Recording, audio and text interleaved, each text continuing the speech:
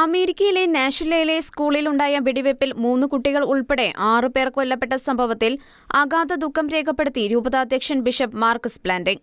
നാഷ്വില്ലയിലെ green ഹിൽസിൽ സ്ഥിതി ചെയ്യുന്ന convent സ്കൂളിലാണ് സംഭവം. സ്കൂളിലേക്ക് അതിക്രമിച്ചു കയറിയ 28 വയസ്സുള്ള ഓൺട്രി ഹേൽ എന്ന യുവതിയാണ് വെടിയുതിർത്തത്. പ്രസ്തുത യുവതി ഈ സ്കൂളിലെ പൂർവ്വകാല വിദ്യാർത്ഥിയായിരുന്നുവെന്ന് പോലീസ് വ്യക്തമാക്കി. സംഭവം അറിഞ്ഞ ഉടൻ പോലീസ് സ്ഥലത്തെത്തി. പ്രതിയെ പിടികൂടുന്നതിനിടെ പോലീസ് വെടിവെപ്പിൽ അക്രമി കൊല്ലപ്പെട്ടതായും പോലീസ് അറിയിച്ചു. പ്രസ്തുത സംഭവം ഹൃദയം തകർത്ത ഒന്നാണെന്ന് ബിഷപ്പ് മാർക്കസ് പ്ലാന്റിംഗ് അറിയിച്ചു. സംഭവത്തിൽ അഗാധ ദുഃഖം രേഖപ്പെടുത്തുന്നതായും സ്കൂൾ കുട്ടികളുടെ ഉൾപ്പെടെ 6 ജീവൻ പൊലിഞ്ഞത് ഞെട്ടിക്കുന്നതും ദുഃഖമുളവാക്കുന്നതുമാണെന്ന് ബിഷപ്പ് കൂട്ടിച്ചേർത്തു. വെടിവെപ്പിൽ ഇരകളായവർക്കു വേണ്ടി വിശ്വാസി സമൂഹം പ്രാർത്ഥിക്കണമെന്നും ബിഷപ്പ് ഉത്ബോധിപ്പിച്ചു. 9 വയസ്സ് മാത്രം പ്രായമുള്ള 3 കുട്ടികളാണ് കൊല്ലപ്പെട്ടത്. ബാക്കി 3 പേർ സ്കൂൾ ജീവനക്കാരാണ്.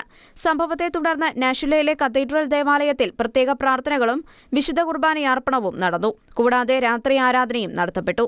യുഎസിൽ അടുത്തിടെയായി ആയുധങ്ങളുടെ ദുരുപയോഗം വർദ്ധിക്കുന്നതായി യുഎസ് മെത്രാൻ സമിതിയും സംഭവത്തെ അപലപിച്ചുകൊണ്ട് ഇറക്കിയ പ്രസ്താവനയിൽ വ്യക്തമാക്കി.